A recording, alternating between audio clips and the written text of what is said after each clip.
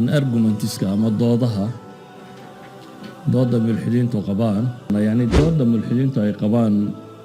waxa ka mid ahayd iyagu waxay sheegtaan mararka qaarkood waa the god of the gods bay yidhaahdaan waxa rumaysantii marka wax la garan waayo baa ilaahay keentaan markuu saynisku sheegana waa ka baxaysaan marka god walba inta saynisku keenayo ba ku jiraysaan inta ka horeysa waa la idinka saaraya laakiin su'aasha isweydiinta waxa weeyaan cilmigu mustaqbalka ma u malaynaysaa inuu jawaab u heli doono kawnkani inaanu bidaayo lahayn it's impossible ama se inuu ahaa mawjuud mundu al-azal eternity inuu lahaa macquul maaha ma u malaynaysaa cilmigu inuu gaari doono wakhti uu yidhaahdo waxbaa abuurmay wax la'aan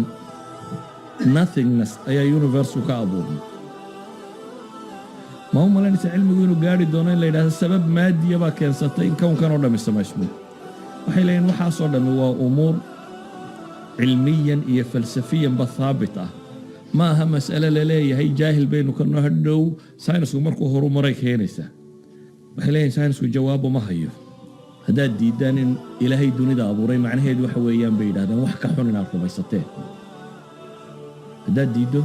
in ilaahay dunida abuuray badiilkeedu waa maxay badiilku waxa weeyaan inaad rumaysato kawnkani wuu iska yimi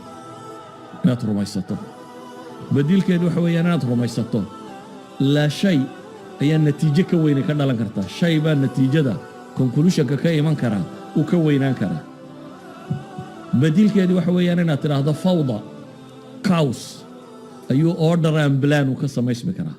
wax caws aan waxba ka jirin ayaa order and plan ka samaysmi karaa natiijadeedu waxa weeyaan inaad tidhaahdo noloshu si tilqaa'iya bay maaddo uga soo dhex baxday intubana wax caqliga gala ama wax macquula maaha laakiin waxaa haabita baynu leenahay kow in dunidani mar bilaabantay laba inaan shayna from nothingness ka samaysmi karin natiijadu inay tahay laabudda cid abuurtay inay jirto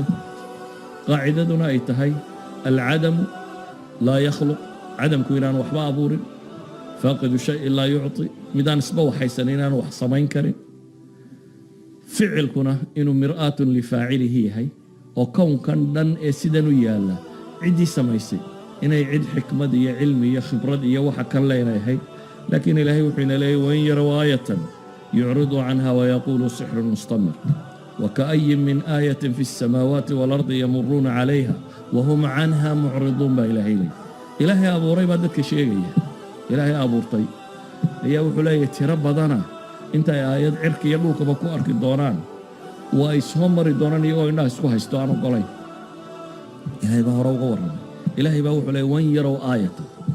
daliil haddii la tusiyo intay jeestaan bay odhanayaan waana la sixray laakiin gruubka caynkan leh ilaahay wuxuu yidhi aakhira waxay odhan doonaan waqaaluu low kunna nasmacu aw nacqilu maa kunna fi asxaabi saciir baa ilahay yidhi hadday adduunkaysay dhammaraan aakhiray calaacali doonaan oo odhan doonaan haddaanu wax maqli lahayn ama wax arki lahayn ama caqliga iyaga haddaanu isticmaali lahayn maanan ka mid noqonneen maxay asxaabu saciir kamaanan mid noqonneen ilaahayna qur-aankiisa wuxuu ku tilmaamayaa wa min annaasi man yujaadilu fi illaahi bigayri cilmin walaa hudan walaa kitaabin muniir ilahay baa inooga warramay ilahay wuxuu leeyahay dadka waxaa ka mid a qaar murmi doona ilaahay tiisa ku murmi doona iyagoo aan cilmi wadan kitaab xagga rabbi ka yimi wadan hanuun haysan ayuunbay haddana ilaahay ka murmi doonaan baa ilaahay leeyahy subxaana wa tacaala idan qofkii raba ilaahay jiritaankiisa inuu ka murmo isagoo sifadaa leh isagoo aan riisan haysanin